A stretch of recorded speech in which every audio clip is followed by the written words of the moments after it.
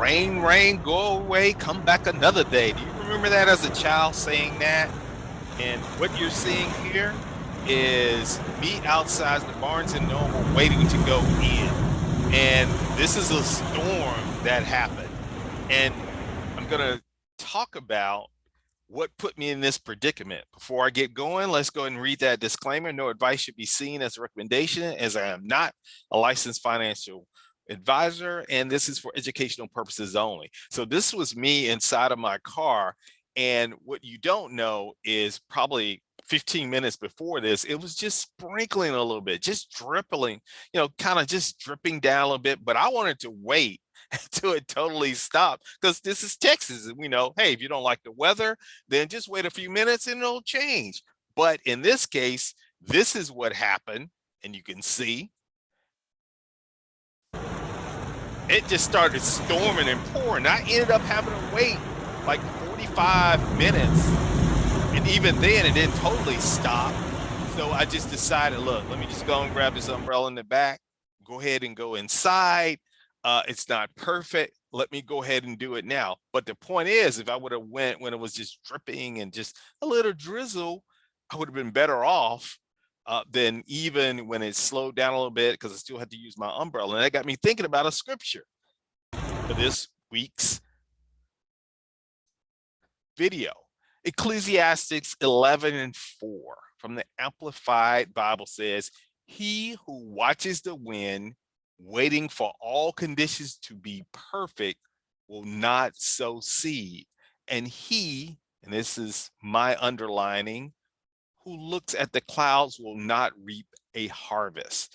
In the New Century Version of that Ecclesiastes chapter 11, verse 4 says, "Those who wait for perfect weather will never plant seeds. Those who look at every cloud will never harvest crops." And you could just fill in the blank on this. And I looked at it from a stewardship, specifically an investing point of view, which is you're waiting for that perfect investment, or you're waiting for the conditions to get perfect before you start investing, or you're waiting until you get that raise, or waiting until some other income comes in before you start paying off debt, or you're waiting for the perfect conditions to start that class or education. So we all can fill in the blank of what we've waited for in our minds that are perfect conditions. And here the word says, that's part of what our faith is in the Lord, is that if there's something he told us that we should be doing, and we've talked about and highlighted all through these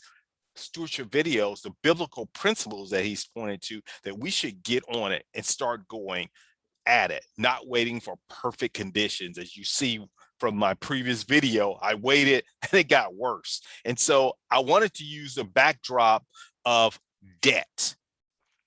And here is Proverbs 6 verses 1-5 in a New Living Translation. And Dave Ramsey uses this a lot as his base to get at it when it comes to paying down debt. It says, "My child, if you have put up security for a friend's debt or agreed to guarantee the debt of a stranger," and that's co-signing, we know, "if you have trapped yourself by your agreement and are caught by what you said, follow my advice and save yourself, for you have placed yourself at your friend's mercy. Now swallow your pride, go and beg to have your name erased. Don't put it off, do it now. Don't rest until you do.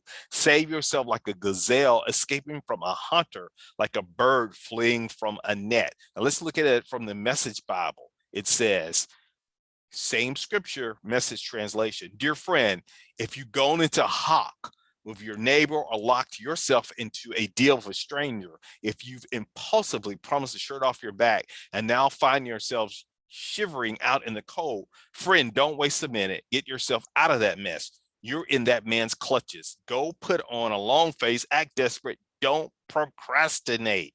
There's no time to lose. Run like a deer from the hunter, fly like a bird from the trapper." And so this is talking about co-signing, and this is talking about putting up guarantee for someone else.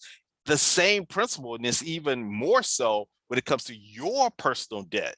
Don't put it off. Get started. We've talked about it before, a debt snowball. You can go out on YouTube and say, what's a debt snowball? You can go out to Dave Ramsey website and look up debt snowball, or Crown Financial Ministries, or Connect Financial Ministries.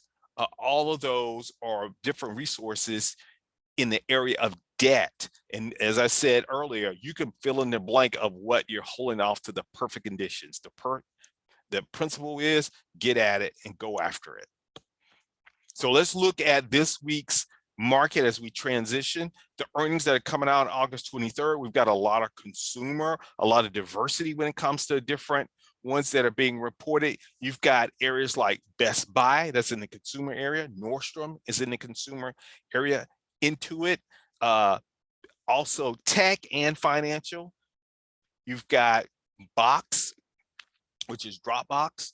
You've got Dollar General, Peloton. So a lot of good, diverse companies reporting. TD Ameritrade, that should be related to how much trading people are doing in this particular market. Ulta. So all of these are reporting not as strong as we've talked about. So we're starting to wean down on the earnings, but it's still a good diverse slate of companies reporting.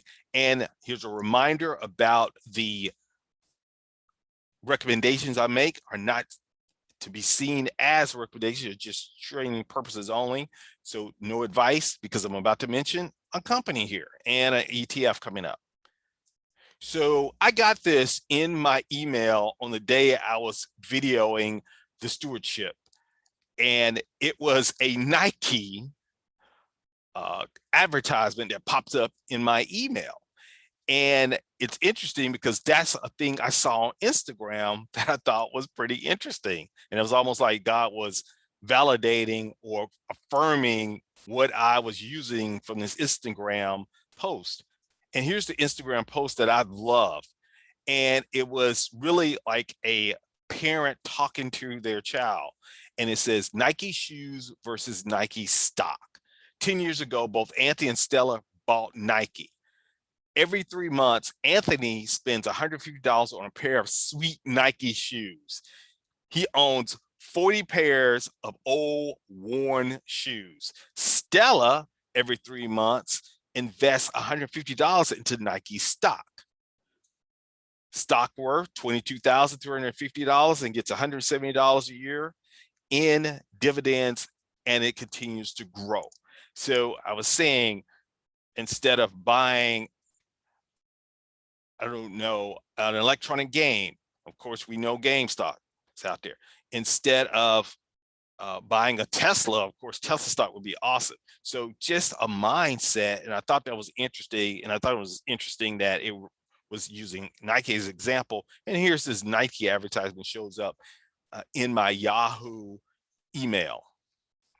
So let's look at Nike as an example. And we can see if you had invested in Nike just back in June, it was down to about $125 a share. It's now at $167 after having a dip. Again, these are not advice or recommendations, just for educational purposes only, and designed to generate thought. And so if you don't want to look at specifically Nike as a company, maybe you look at that particular exchange traded fund that has a lot of Nike exposure. And in this particular fund, it's under IYK. It's a consumer staples exchange traded fund, or ETF, has about 10% exposure to Nike. And you can see in its case, it's been kind of chugging along, had a dip. It's currently closed last Friday at $184.54. Maybe that's the direction you want to go. Have a broader exposure to consumer, not just Nike.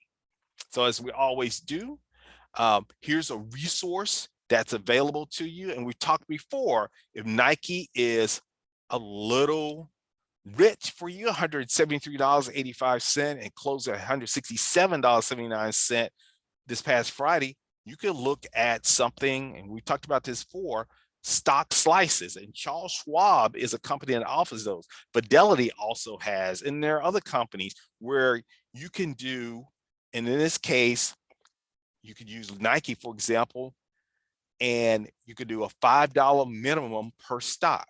So you own a slice of that stock, and you could put together a nice portfolio. And when I last look at the Schwab's list, all of the S&P 500, which we always end these videos with and take a look at, are represented buy the stock slices. So you could go to open up a Charles Schwab account. It doesn't cost you anything just to open an account up. And then once you fund it, you can go out and look at some of these companies and not spend necessarily $160 some, or even Tesla, which I think was closing at close to 750 or something like that last week. You could get a stock slice of it. And as we always say, we end with the S&P 500, taking a look at it. Had a little dip in the market, had some selling. I think that was on Wednesday and Thursday, but it recovered on Friday, continue to move up. This is a very resilient market. Same thing with QQQ, kind of mirrored, had some selling on Thursday and Friday, but then ended heading back up on Friday with QQQ.